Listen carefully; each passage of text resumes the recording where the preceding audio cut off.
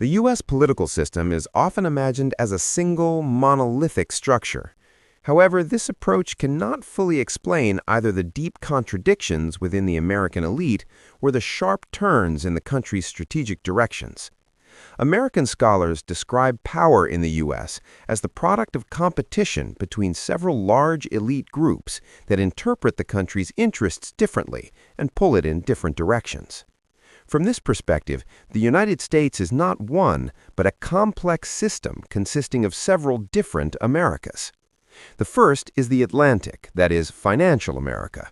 Its core is formed by bankers, investment funds, Wall Street, and the entire infrastructure of the dollar system. The historical and institutional connection between New York and London determines the nature of this elite. For this group, countries and regions are of secondary importance. The main priority is financial flows, credit markets, reserve currencies, and global regulatory rules.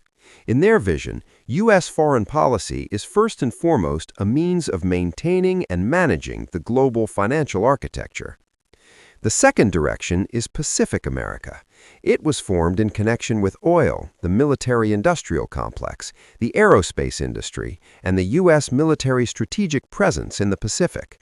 The Korean and Vietnam Wars, military bases in Japan, South Korea, and Guam sharply increased the political weight of this group. This elite has a cowboy mentality, reliance on force, quick and sharp decisions, and a secondary attitude to legal and diplomatic subtleties. Therefore, military force in this environment is seen as the main instrument of politics. The third direction is South Atlantic America. Its habitat is Florida, the Caribbean, and the territories within the Monroe Doctrine. This is a place of fast cash flows outside the banking system, the shadow economy, smuggling, and informal financial schemes. At the same time, it is in these regions that flexible project-based financial models and infrastructure experiments were formed early outside the industry.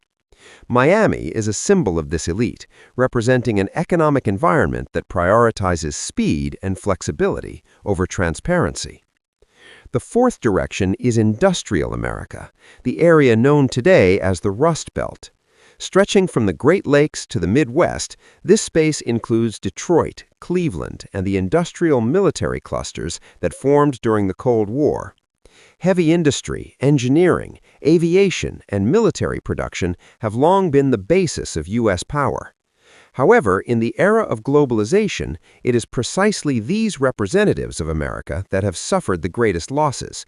Deindustrialization has eroded cities, working-class settlements, and local social structures, and manufacturing has been deemed financially inefficient. As a result, elites have moved to finance and the project economy, while industry has been marginalized.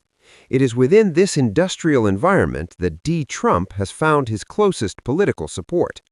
In this classification, he is not a representative of the Atlantic financial elite or groups that rely on the project economy, but rather a figure representing the interests of industrial America, which has been left politically unrepresented in the process of globalization. The priorities of the return of production, protectionism, tariffs, and support for the real sector stem precisely from the needs of the Rust Belt and present Trump as the political representative of a long marginalized industrial group, rather than an independent system builder. Thus, the main political and strategic contradictions within the United States are determined not by differences between individuals or parties, but by the clash of interests and visions of the future of these four Americas.